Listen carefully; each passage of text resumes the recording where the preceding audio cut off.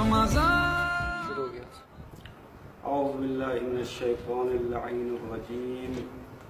بسم اللہ الرحمن الرحیم. الحمد للہ رب العالمین باعث الانبیاء والمرسلین ثم الصلاة والسلام علی اشرف الانبیاء والمرسلین حبیب قلوبنا و طبیب نفوسنا و شفیع ذنوبنا بالقاسم محمد. اللہم صلی علی محمد وآل محمد وعجل وعلى أهل بيته الطيبين الطاهرين المعصومين المظلومين ولعنة الله على أعدائهم أجمعين.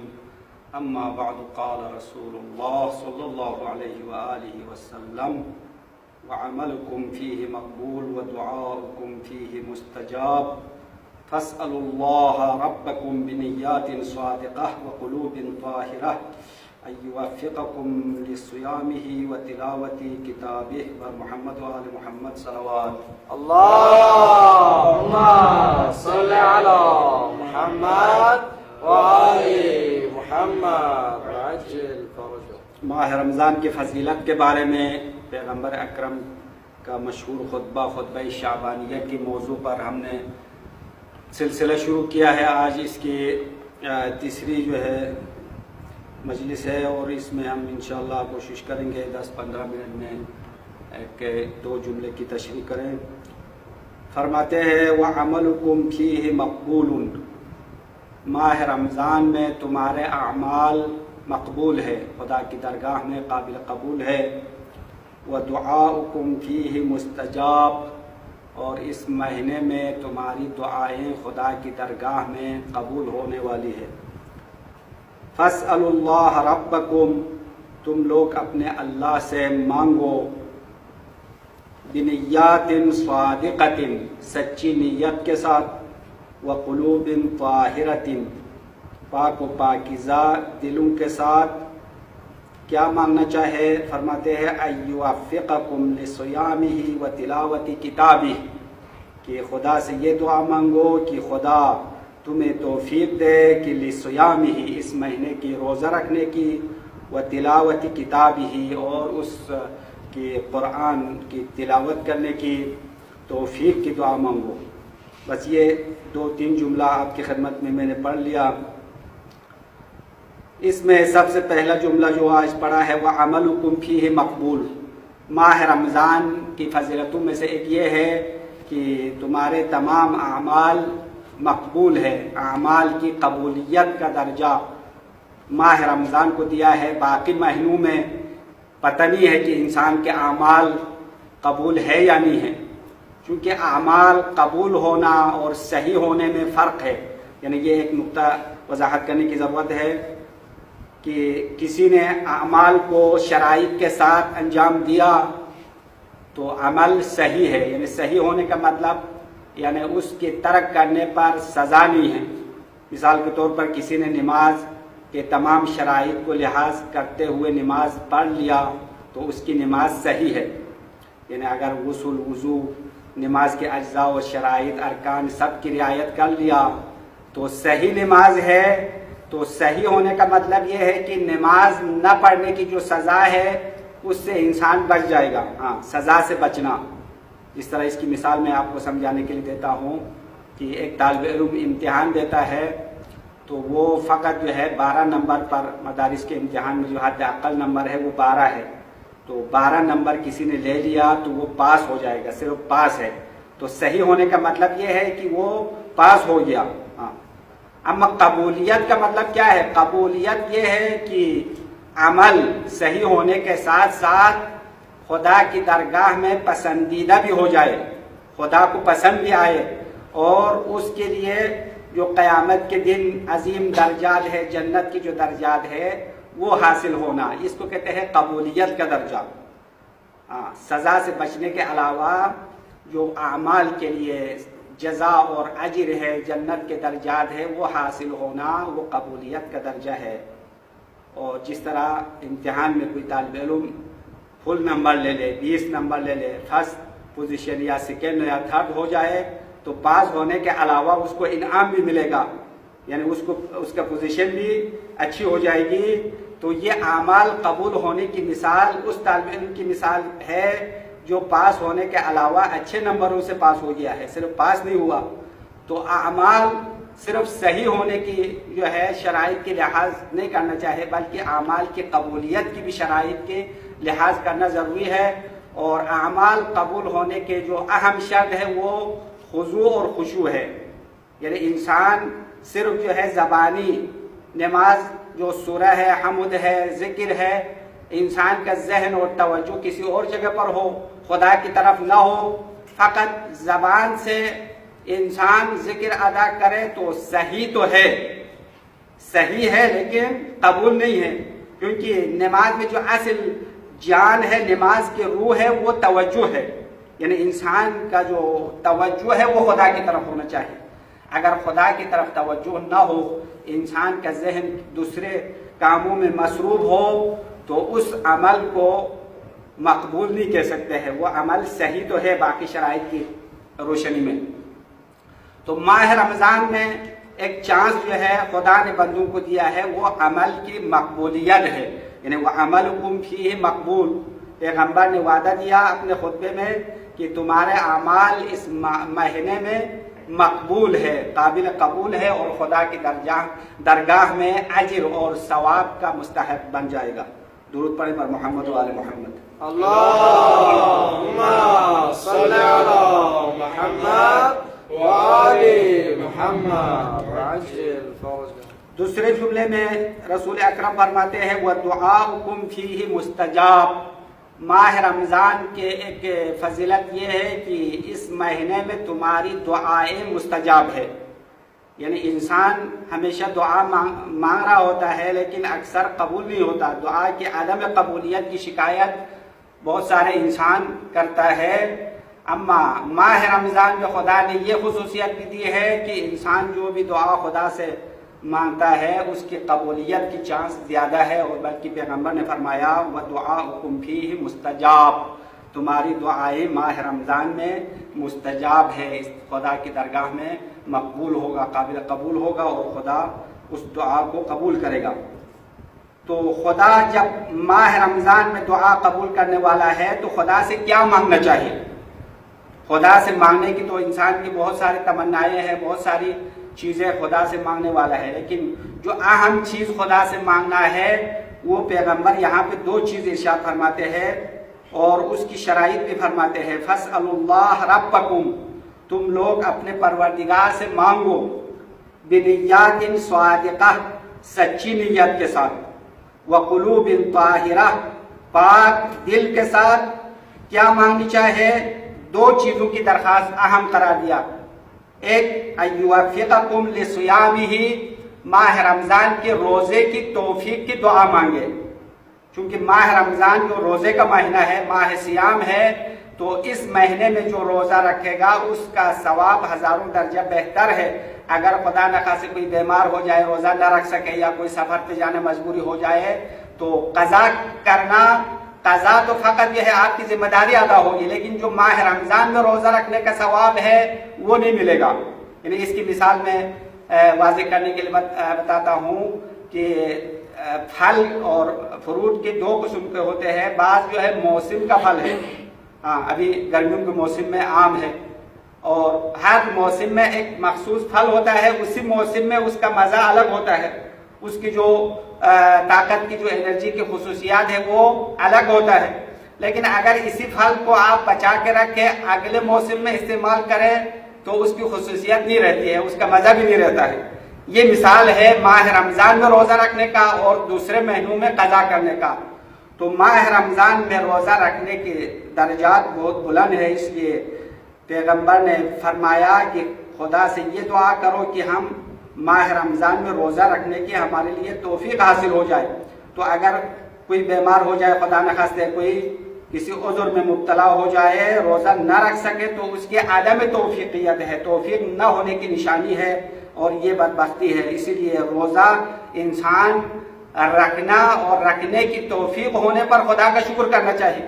یعنی اکثر ہمارے درمیان ہم نے خود جو ہے تجربہ کیا ہے، دیکھا ہے، کچھ لوگ یعنی ماہ رمضان میں روزہ سے بھاگنے کی کوشش کرتے ہیں، روزے سے بھاگنے کی کوشش کرتے ہیں، خواہ مخواہ سفر کرتے ہیں، سفر کرنے سے ویسے روزہ قصر ہوگا، حکم شرعی تو یہ ہے، لیکن شریعت نے یہ کہا ہے کہ مکروہ ہے انسان روزے سے بچنے کے لیے سفر کرے، یعنی ماہ رمضان کا روزہ ایک عظیم نعمت ہے، انسان روزہ رکھنے کی اس کے لیے توفیق حاصل ہو رہی ہے اور یہ عظیم عبادت اس کے لیے حاصل ہو رہی ہے، تو اس کی دعا مانگنی چاہیے خدا سے۔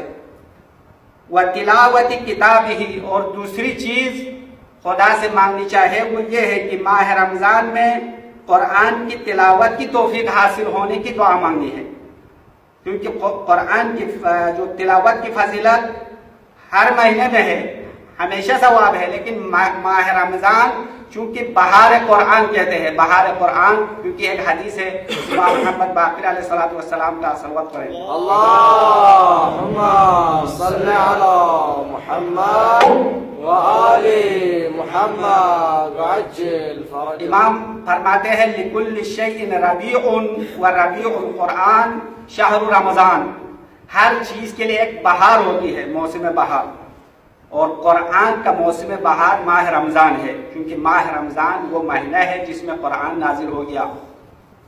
قرآن کی مشہور آیت ہے شہر رمضان الذی انزل فیہ القرآن ھدی للناس وبینات من الھدی والفرقان، یعنی ماہ رمضان کی ایک فضیلت یہ ہے کہ اس میں قرآن نازل ہو گیا، تو ماہ رمضان میں قرآن کی تلاوت کی توفیق خدا سے مانگنی چاہیے۔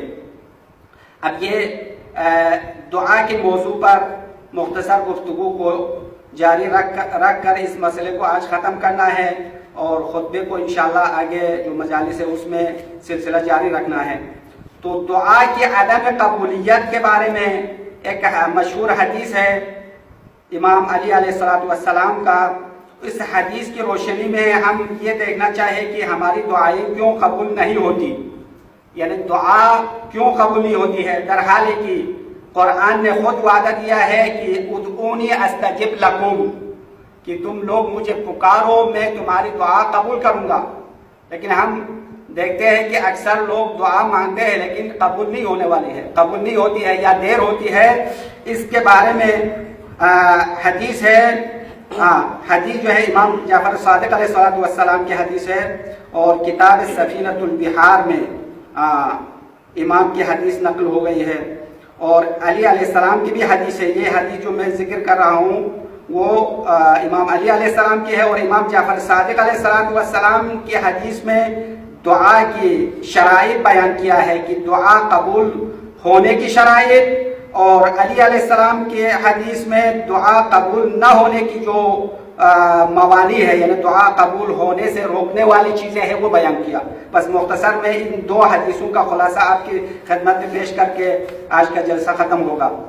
تو امام فرماتے ہیں، پہلے امام جعفر صادق علیہ السلام کی حدیث ہے، اس کا خلاصہ یہ ہے کہ دعا قبول ہونے کی چند اہم شرائط ہے، 4 شرائط دعا قبول ہونے کے لیے اہم ہے۔ نمبر 1، انسان کے روح اور دل پاک ہونا چاہیے، یہ خود خطبے میں ابھی ذکر کیا پیغمبر کے خطبے میں کہ فَاسْأَلُوا اللَّهَ رَبَّكُمْ بِنِيَّاتٍ صَادِقَةٍ وَقُلُوبٍ طَاهِرَةٍ، دعا قبول ہونے کی پہلی شرط پیغمبر کے خطبے میں بھی ہے، امام نے بھی فرمایا انسان کا دل پاک ہونا چاہیے۔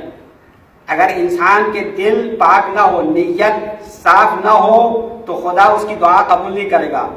اور دل پاک ہونے کا مطلب یہ ہے کہ انسان کے دل کے اندر جو دل کی بیماریاں ہیں، یعنی اخلاقی بیماریاں ہیں، اس سے پاک ہونی چاہیے، جس طرح کفر کی بیماری ہے، نفاق کی بیماری ہے، بغض کی بیماری ہے، حسد کی بیماری ہے، تکبر کی بیماری ہے، یہ سب جو ہے انسان کی دلوں کی بیماری ہے، یعنی روح کی بیماری۔ دل کا مطلب یعنی ایک تو ہوتا ہے دل کی بیماری جو ظاہری دل کی بیماری مبتلا ہے جس کا آپریشن ہوتا ہے، وہ مراد نہیں ہے، بلکہ روحانی بیماری، اس سے انسان کا دل اور روح پاک ہونی چاہیے۔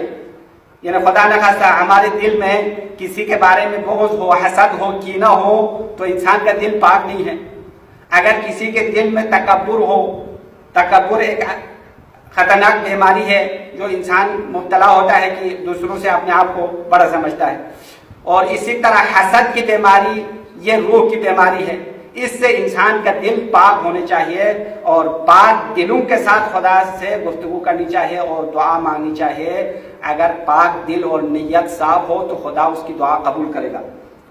دوسری شرط امام کا فرمان ہے کہ اپنے زندگی کو مال غصبی اور لقمہ حرام اور ظلم و ستم سے پاک کرو. یہ حدیث کا اردو ترجمہ میں نے خلاصہ نکالا ہے، اسے لمبی حدیث ہے کہ دعا قبول ہونے کے لیے انسان لقمہ حرام سے اپنے پیٹ کو صاف کرنا چاہیے. اگر کوئی حرام کھا رہا ہے اور کسی پر ظلم و ستم کر رہا ہے پھر بھی خدا سے دعا مانگے تو اس کی دعا ہرگز قبول نہیں ہوگی. تیسری شرط امام فرماتے ہیں امر بالمعروف و نہی عن المنکر کرنی چاہیے. اگر انسان خود خدا سے دعا مانگے اور خود اچھا ہو جائے تو یہ کافی نہیں ہے، بلکہ معاشرے کی ذمہ داری بھی انسان کے اوپر ہے. اور امر بالمعروف نہی عن المنکر یہ شریعت اسلام میں ایک اہم ذمہ داری ہے، مخصوصاً طلاب اور علماء کے لیے، کہ انسان خود ٹھیک ہونے کے ساتھ ساتھ کوشش کرے دوسروں کو بھی اچھائی کے راستے کی طرف دعوت دے اور برائی سے روکے، پھر دعا مانگنا چاہے قبول ہو جائے گا. چوتھی شرط خدا کے ساتھ کیے ہوئے عہد و پیمان کی پاسداری کرنا اور وفاداری کرنا. یہ چوتھی شرط ہے کہ اگر کوئی خدا سے دعا مانگنا چاہتے ہیں، خدا اس کی دعا قبول کرنے کی اس کو خواہش ہے، تو پہلے خدا کے ساتھ جو عہد وعدہ کیا ہے اس کی وفا کرو. وعدہ خدا کی وفا کرو تو خدا جو وعدہ دے رہا ہے اس کی وفا کرے گا. اگر ہم خدا کی دعوت کو لبیک نہیں کہیں گے تو خدا ہماری دعوت کو لبیک نہیں کہنے والا ہے. یہ امام جعفر صادق علیہ السلام نے جو حدیث فرمایا اس کا خلاصہ ہے. اور امیر المومنین علیہ السلام کے حدیث کتاب سفینۃ البحار میں ذکر ہوا ہے، جس میں امام نے دعا قبول نہ ہونے کی جو موانع اور بیان فرمایا وہ 8 ہے. کسی نے حضرت سے شکایت کی کہ میں کئی دفعہ دعا کرتا ہوں خدا دعا قبول نہیں کرتا، شکایت کی، تو امام نے اس کے جواب میں فرمایا، یہ حدیث اس شخص کے جواب میں ارشاد فرمایا جس نے شکایت کی تھی کہ میں دعا مانگتا ہوں دعا قبول نہیں ہوتی ہے، اس کی کیا وجہ ہے؟ تو امام نے فرمایا ان قلوبکم خان بثمانیۃ خصال، تمہاری دعا کس طرح قبول ہو سکتی ہے؟ بے شک تم لوگوں نے اپنے دلوں کے ساتھ 8 خصلتوں میں 8 موارد میں خیانت کی ہے. 8 خیانت تمہارے دلوں نے انجام دیا ہے، اس لیے تمہاری دعا قبول نہیں ہونے والی ہے. وہ 8 خیانت کیا ہے؟ نمبر 1، تم نے خدا کی معرفت کا حق ادا نہیں کیا. یہ پہلی خیانت ہے کہ انسان کی پہلی ذمہ داری یہ ہے کہ خدا کی پہچان، معرفت خدا. تو انسان خدا کو پہچانے بغیر، خدا کی معرفت حاصل کیے بغیر دعا مانگنا یہ عدم قبولیت کا سبب بنتا ہے، دعا قبول نہیں ہوگی. نمبر 2، امام فرماتے ہیں تم نے ان کے بھیجے ہوئے پیغمبروں پر ایمان تو لایا لیکن ان کی سنت کے خلاف عمل کیا. دوسری خیانت یہ ہے کہ پیغمبروں پر تو ایمان لاتے ہیں، ایمان لانے کا دعویٰ تو کرتے ہیں لیکن ان کا جو سنت اور طریقہ کار ہے اس کی خلاف ورزی کرتے ہیں. یہ دوسری خیانت ہے جس کی وجہ سے دعا قبول نہیں ہوتی ہے. نمبر 3، امام فرماتے ہیں تم نے اس کی کتاب تو پڑھ لی لیکن اس پر عمل نہیں کیا. قرآن کریم کی تلاوت تو کرنی چاہیے، تلاوت صرف کافی نہیں ہے، تلاوت مقدمہ ہے قرآن سمجھنے کا، اور قرآن سمجھنا مقدمہ ہے قرآن پر عمل کرنے کا، یعنی یہ سلسلہ ہے. تو امام فرماتے ہیں تمہاری تیسری خیانت یہ ہے کہ تم لوگ صرف قرآن پڑھتے ہو لیکن اس پر عمل نہیں کرتے ہو. یہ خیانت ہے، اس لیے دعا قبول نہیں ہوتی ہے. چوتھی چیز امام فرماتے ہیں تم تو کہتے ہو خدا کے عذاب سے ڈرتا ہوں لیکن ہر وقت خدا کی نافرمانی کی طرف قدم بڑھاتے ہو. یہ چوتھی خیانت ہے کہ یہ ہم سب کا دعویٰ ہے کہ ہم خدا کے عذاب سے خوفزدہ ہے، ڈرتے ہیں، لیکن مقام عمل میں کیا ہے؟ اس کے برخلاف عمل کرتے ہیں، خدا کی نافرمانی میں قدم بڑھاتے ہیں اور زبان سے کہتے ہیں کہ ہم عذاب جہنم سے گھبرانے والے ہیں. تو کیسے گھبرانا؟ اگر انسان کسی چیز سے گھبراتا ہے تو اس سے بھاگنے کی کوشش کرتا ہے. اگر بیابان میں آپ جا رہے ہو، کسی درندے سے روبرو ہو جائے تو آپ تو بھاگتے ہیں نا درندے سے، درندے کے پاس تو نہیں جاتا ہے. لیکن جہنم کے خوف کا دعویٰ تو کرتے ہیں، جہنم کے خوف کا دعویٰ، عذاب الہی کے خوف کا دعویٰ ہے، لیکن انسان عملی میدان میں اس کے نزدیک ہو جاتا ہے، یعنی نافرمانی کی وجہ سے دوزخ کے نزدیک ہوتا ہے، یہ خیانت ہے، دعا قبول نہیں ہوگی۔ نمبر 5، امام فرماتے ہیں تم کہتے ہو ہم جنت کے مشتاق ہیں، لیکن عمل میں ایسے عمل کرتے ہو کہ تم جنت سے دور ہو جاتے ہو۔ یہ 5ویں خیانت ہے کہ انسان کرتے ہیں، وہ یہ ہے کہ انسان زبان سے تو کہتا ہے کہ ہم جنت میں جانے کا بہت شوقین ہے، جنت کی نعمتوں کا جب ذکر ہوتا ہے تو انسان کو بہت شوق ہوتا ہے، خصوصاً حور العین کا ذکر آتا ہے تو جوانوں کو بہت شوق ہوتا ہے کہ ہمیں جنت ملنا چاہیے، لیکن عملی میدان میں کیا کرتا ہے؟ ایسے کام کرتے ہیں کہ جنت سے دور ہو جاتا ہے۔ یہ امام فرماتے ہیں کہ یہ خیانت ہے، دلوں کی خیانت ہے۔ یہ پہلے انسان کے دل اور انسان کی ایمان میں کمزوری ہے، اسی لیے مقام عمل میں انسان اپنی گفتگو کے برعکس عمل کرنے والا ہے۔ نمبر 6، امام فرماتے ہیں کہ تم خدا کی نعمتیں کھاتے ہو لیکن اس کا شکر ادا نہیں کرتے ہو، یعنی ہم صبح سے شام تک خدا کی اتنی ساری نعمتوں میں غرق ہے، لیکن مقام شکر میں ہم زیرو ہے، خدا کی کسی ایک نعمت کے بھی ہم شکر نہیں کرتے۔ یہ خیانت ہے، دلوں کی خیانت، اور اس وجہ سے دعا قبول نہیں ہوتی۔ 7ویں چیز امام فرماتے ہیں خدا نے شیطان کی دشمنی کا حکم دیا، تم نے اس سے دوستی کر لی۔ یہ بھی ایک اہم نکتہ ہے، امام نے فرمایا کہ خدا نے فرمایا ان الشیطان لکم عدو مبین، قرآن میں کئی آیتوں میں آیا ہے بے شک شیطان تمہارا کھلا دشمن ہے، اس سے بچو۔ اب ہم مقام عمل میں کیا کرتے ہیں؟ شیطان سے دوستی کرتے ہیں، یہ ہے خیانت، دعا قبول نہ ہونے کی 7ویں وجہ۔ 8ویں وجہ آخری امام فرماتے ہیں تم نے لوگوں کی برائی کو اپنا نصب العین بنا دیا اور اپنے عیوب کو پس پش ڈال دیا۔ یہ بھی ایک معاشرتی برائی ہے کہ انسان ہمیشہ دوسروں کی برائی پر نظر رکھتا ہے، اپنے برائی کو فراموش کر دیتا ہے، کہ دوسرے کی غیبت کرتا ہے کہ فلان کی برائی یہ ہے، فلان کی برائی یہ ہے، لیکن اپنے اندر جو برائی ہے اس کو اصلاً اس کی نظر میں نہیں آتا ہے۔ یہ ایک خیانت ہے، دل کی خیانت، اور اس وجہ سے انسان کی دعا قبول نہیں ہوتی ہے۔ بس امام نے اس حدیث میں ہمیں تفصیلاً یہ سمجھا دیا ہے کہ ان چیزوں سے انسان بچے، پھر دعا کرے تو انشاءاللہ ہماری دعا